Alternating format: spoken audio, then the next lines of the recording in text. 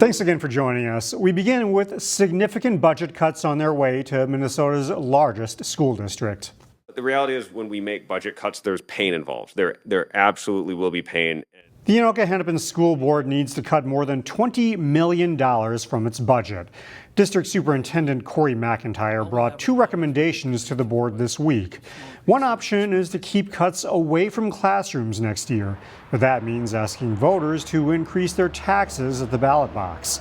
And a second option, about $26 million in cuts would come to the central office and classrooms. That means class sizes across the district would increase.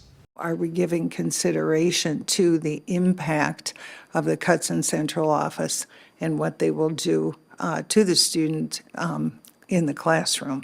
Eventually, it works both ways. The board is expected to vote on a budget by late November. Brooklyn Park Police had to respond not once, but twice to a townhome development for 911 calls of shots fired. Police first responded late Wednesday night to the 8600 block of Tessman Circle. When police arrived, they did not find any victims, but did locate evidence of shots fired. 3 hours later, police again were called out to the same area. Once again, no victims were found, but police did discover evidence of more shots fired. No arrests were made as we went to air Thursday. Police continue to investigate. New businesses are coming soon to Brooklyn Center. In one case, a new restaurant, another replacing a long vacant building. The former Earl Brown Lanes bowling alley site, which has been vacant since 2015, is finally seeing a transformation. It will become a Los Campeones gym.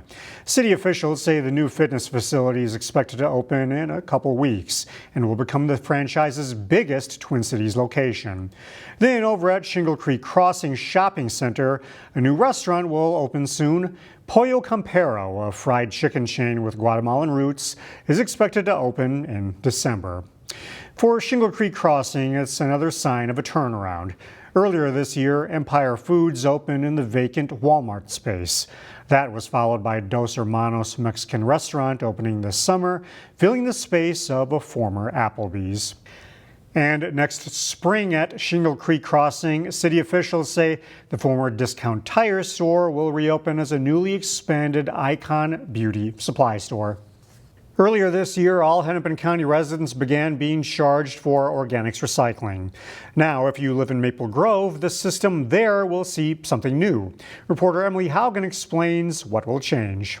So it is nice. In Janice Stang's kitchen in Maple Grove, sorting waste is simple. I put anything in there like apple cores, potato peelings, cantaloupe seeds. Her other bucket is for paper waste.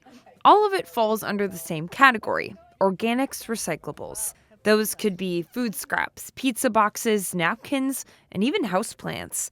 By sorting organics, Stang says her trash is less full. Definitely less garbage. We usually have like a half a kitchen garbage bag a week. Then she rolls it down the curb for a hauler, just like any other bin. I just think if you're putting less garbage into your garbage bin, the landfills won't fill up as fast.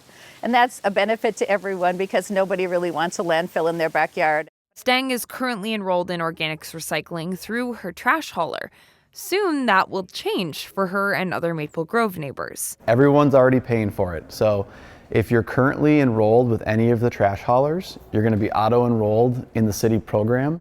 Maple Grove Public Works Director Chris LaBounty says when neighbors enroll through the city, it'll cost them about $3.25 a month through their utility bill, which he says should be more affordable long term. But it also has a benefit in terms of saving all of the residents' trash hauling costs long term. So as those landfills fill up, they have to create new landfills that are likely going to be farther away and more expensive. LaBounty says it's a simple, affordable way to be more green, especially when it's something you already pay for.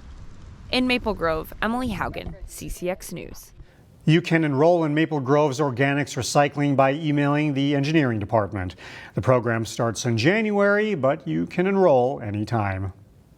A local grocery store received a prestigious honor this week. The Golden Valley Rotary Club recognized Lunds and Byerlys as its Business of the Year.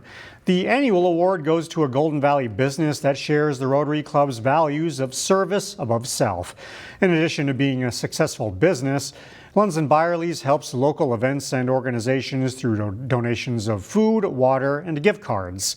The store also exercises diverse hiring practices. It's pretty cool to be recognized for something that we try to do every day and make an impact and make a difference is pretty spectacular. This is the Rotary Club's 18th year of handing out its Business of the Year award. Well, it wasn't the Halloween blizzard of 1991, but your jack-o'-lantern was likely still confused by Thursday's snowfall. More than 3 inches of snowfall was measured about a half hour west of our coverage area. We leave you now with the snowfall that accumulated in Brooklyn Center.